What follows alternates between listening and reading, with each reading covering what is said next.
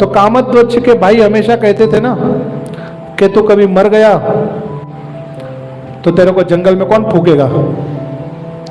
समय के प्रभाव में यहां किसी ने रहना तो नहीं अमर बन के, समय के प्रभाव में सबने जाना है। कामध्वज जी का भी शरीर छूट गया जंगल में। अब राम जी को चिंता हो गई। हनुमान जी ने पूछा, जय जय प्रभु क्या हुआ? कहते आज कामध्वज जी शरीर छोड़कर चले गए, उनका ना कोई आगे पीछे है, जो करना है हम नहीं करना है। कहते प्रभु आप क्यों कर रहे हैं, हम बैठे हैं ना, हम करते हैं। राम जी ने सब बता दिया, ऐसे ऐसे कर देना सब। हनुमान जी अपने 10,000 वानर शिष्यों को लेकर आ गए, पूरा जंगल भर दिया।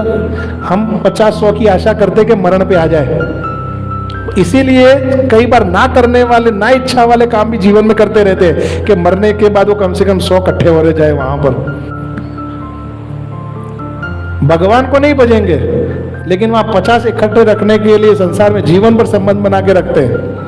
ना मूड में आए ना तो भी बना के रखते हैं। ले आए हनुमान जी वानर सेना सारी, और वानरों को बोला कि जंगल में से जो जो चंदन की लकड़ी है ना वही लेके आओ। चंदन की लकड़ी लाए, अगुरु लाए, सब दिव्य दिव्य सारे पदार्थ लेकर आए और कामध्वज जी के शरीर को रखा और सबने प्रदक्षिणा की और उनके शरीर को संस्कार किया। जब उनके शरीर का संस्कार किया तो उसमें धुआं निकलने लगा।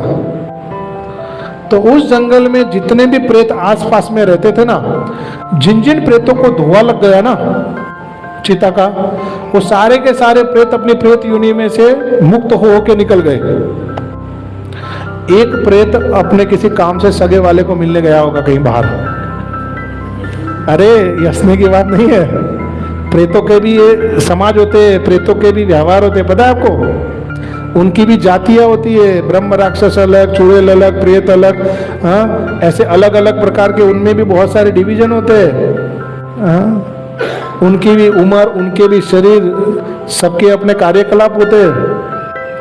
ये भी एक बहुत बड़ा जाहो जत्थे वाला समाज है। हाँ? उनकी अपनी बातचीत, खाना रहना सब कुछ होता है अपना। तो वो प्रेत किसी काम से गया होगा बाहर, अब दोबारा नहीं हंसना, संबंधी को किसी को मिलने जब वापिस आया तो देखा तो उसके परिवार वाला यहाँ एक भी नहीं। आसपास में देख रहा है कहां चले गए सब, एक भी नहीं परिवार वाला।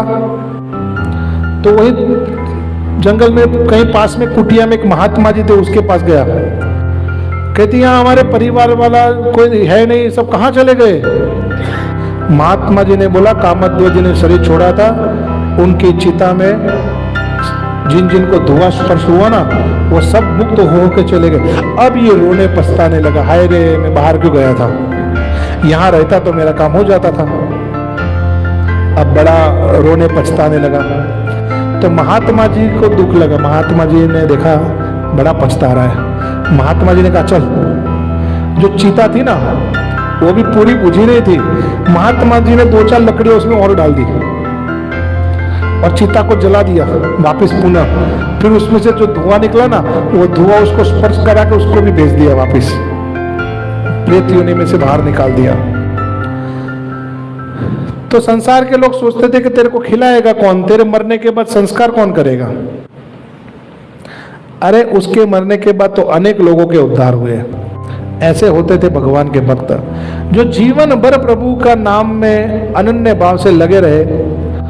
क्या ऐसा संभव है कि उनके साथ कोई अमंगल घटना हो जाए, मरने के बाद उनकी दुर्दशा हो जाए? ऐसा संभव है क्या? हाँ, जिसने जीवन लगा दिया हो भगवान के चरणों में। इसलिए संत महात्माओं के कार्यकलाप बड़े दिव्य होते हैं, उनका जीवन भी बड़ा दिव्य होता है। तो इस प्रकार कामध्वज जी महाराज जी की भी कथा बड़ी निराली है। जिए तब भी लोगों के काम आए और शरीर छोड़ दिया तब भी लोगों के काम आए। तो संत हमेशा ही काम आते हैं संसार में जीवों के।